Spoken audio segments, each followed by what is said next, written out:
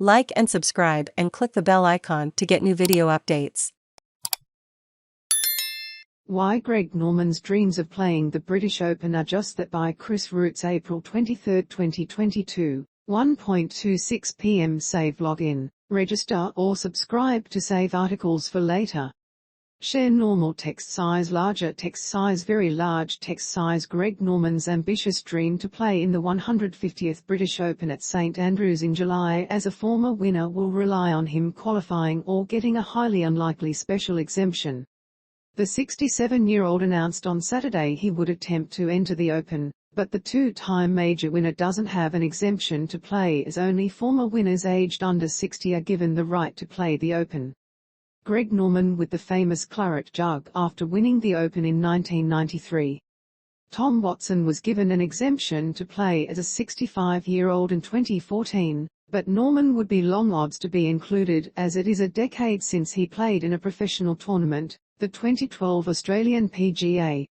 Norman's Open wins in 1986 and 1993 were his only two major titles in a career littered with cruel heartbreaks.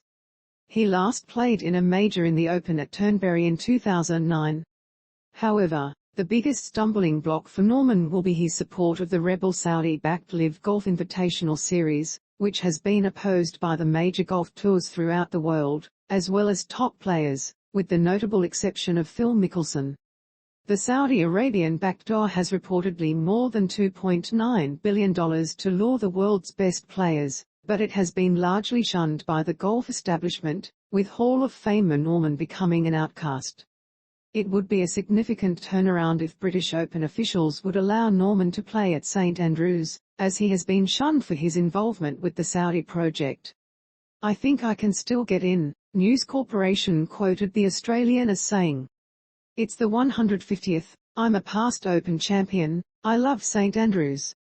If there's a moment in time that I would consider going back and teeing off one last time, maybe this is it." Norman said of St Andrews, "I love the history, I love the fact you can play it backwards. There's not a golf shot out there that's boring to me. Everything's got character, every shot's got to be played, every club in your bag has got to be used.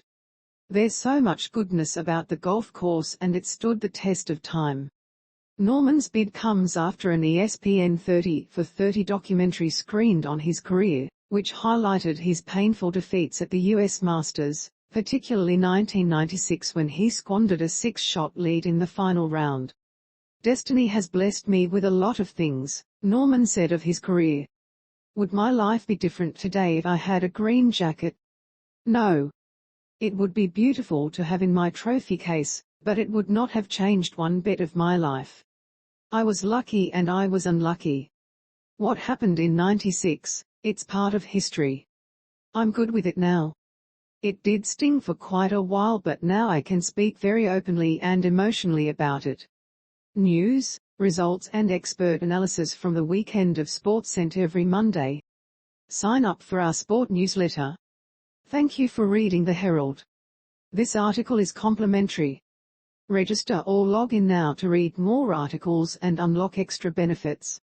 No payment required. Read more. Continue with Google, continue with Apple, or email address continue by continuing. You agree to your personal information being collected under a privacy policy and accept our terms of use. Hide content.